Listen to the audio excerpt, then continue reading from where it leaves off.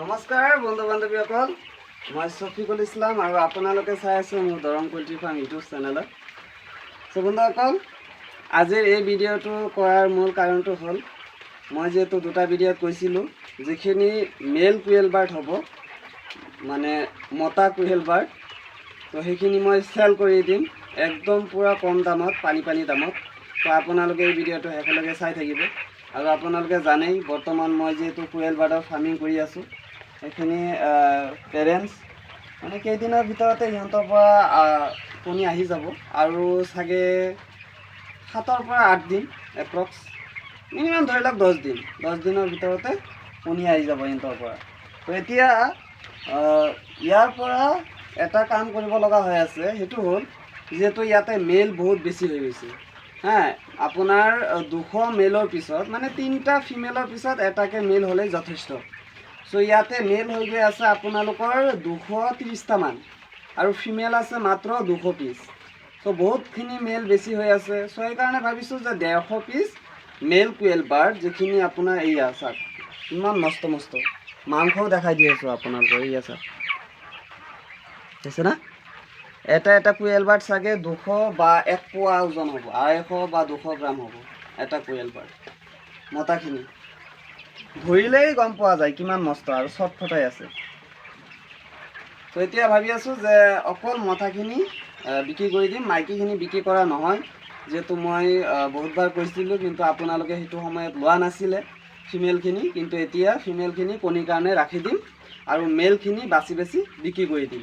যিসকলে equal bird খাই ভাল পায়, বা ধৰি লওক বেছিকৈ ধৰি লওক গাঁৱে ঘূৰি বিক্ৰী কৰে, আমাৰ ওচৰৰ পাছৰে যদি হৈ থাকে। আৰু মোৰ ফাৰ্মটো হ'ল আপোনাৰ দৰং ডিষ্ট্ৰিক্টৰ কৌপাটি বাগিচাকাছ, গাঁওখনৰ নাম হ'ল বাগিচাকাছ, আৰু আমাৰ বজাৰটো হ'ল কৌপাটি, আৰু ডিষ্ট্ৰিক্টটো হ'ল দৰং। ঠিক আছে।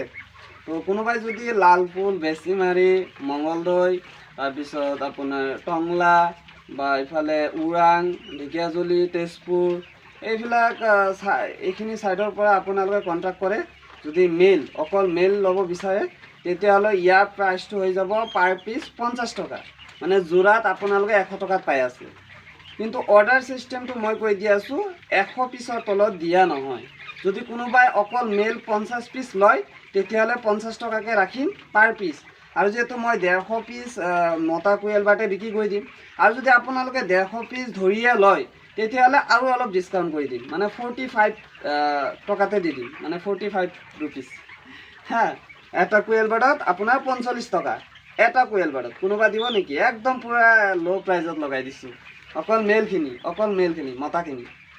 যদি আকৌ এবাৰ শুনি ল'ব আপোনালোকে, যদি 150 পিচ ধৰিয়ে আপোনালোকে লয়, তেতিয়াহ'লেহে 45 টকা পাৰ পিছত পৰিব। আৰু যদি কোনোবাই 50টা লয়, তেতিয়াহ'লে 50 টকা পিছে হ'ব। ঠিক আছে, এটাত 50 টকাকৈ পৰিব, যোৰা 100 টকা পৰিব। যদি 50টা বা 70টা বা 40টাকৈ লয়, কিন্তু 20টা 30টাকৈ দিয়া নহয় দেই। মই বাৰে কৈ আছোঁ, 20টা 30টাকৈ দিয়া নহয়। কোনোবা যদি খাবৰ কাৰণে লয়, সেইটো বেলেগ কথা। কিন্তু যদি বিক্ৰী কৰিব লয় আপোনালোকে, তেতিয়াহ'লে 20টা 30টাকৈ দিয়া নহয়। আপোনালোকে ডাইৰেক্ট 50টা বা 100টা 150টাই লৈ লওক। যদি 150টা লয়, ইয়াৰ প্ৰাইচ আহি যাব 45 টকা এটাত, যোৰা 90 টকা যোৰাত আহি যাব, যদি 150 পিচ ধৰিয়ে লয়। আৰু যদি আপোনালোকে 50 পিচ বা 100 পিচ লয়, তেতিয়াহ'লে এটাতে পৰি যাব 50 টকা, মানে যোৰা 100 টকাত পাই যাব। সোনকালে কণ্টেক্ট কৰক, একদম পূৰা আজিকালিৰ ভিতৰতে কণ্টেক্ট কৰক। মই জানো এই ভিডিঅ'টো এৰাৰ লগে লগে বহুতে লৈ ল'ব, সেইকাৰণে যিসকলে চাই আছে ভিডিঅ'টো, আপোনালোকে সোনকালে কণ্টেক্ট কৰক, আৰু ৰাতিয়ে বুকিং কৰি দিয়ক, মানে ৰাতিয়ে পইচাটো পে' কৰি দিয়ক, কালি ৰাতিপুৱাই মই বাছত উঠাই দিম।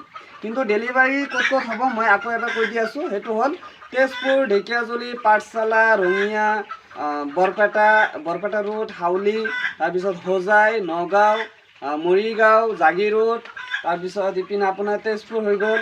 কিন্তু যোৰহাট, ধেমাজি, লখিমপুৰ, শিৱসাগৰ, এই অঞ্চলবিলাকত মই পঠাব নোৱাৰোঁ, যিহেতু বহুত দূৰ হৈ যায়।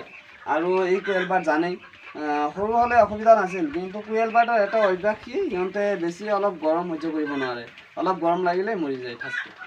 তো এয়াই আজিৰ ভিডিঅ'টো মই ইয়াতে সমাপ্ত কৰিছোঁ। যিসকলে ল'বলৈ আছে, অকল মেল, সোনকালে যোগাযোগ কৰক, একদম পূৰা পানী দামত। মই জানো কোনোবাই নিদিয়ে, কোনেও নিদিয়ে। কিন্তু মই যিহেতু মেলখিনি এক্সট্ৰা কৰিব লগা হৈ আছে সোনকালে, আৰু ইয়াৰ বয়সো প্ৰায় 40 দিন হৈ গৈছে, আৰু বেছি দিন ৰাখিলেতো মোৰ লছে হ'ব। চ' সেইকাৰণে যিসকলে ল'ব বিচাৰে কণ্টেক্ট কৰক। ভালে থাকিব। আজিৰ ভিডিঅ'টো ইয়াতে সমাপ্ত কৰিছোঁ। আৰু ৱেইট চেনেলটো যদি ছাবস্ক্ৰাইব কৰা নাই, চেনেলটো ছাবস্ক্ৰাইব কৰি ল'ব, আৰু কাষত থকা বেল আইকনটো ক্লিক কৰি নটিফিকেশ্যনটো অন কৰি দিব, আৰু পাৰিলে লাইক কৰি দিব ভিডিঅ'বিলাকত। অ'কে, ভালে থাকিব। ধন্যবাদ। জয় আই অসম।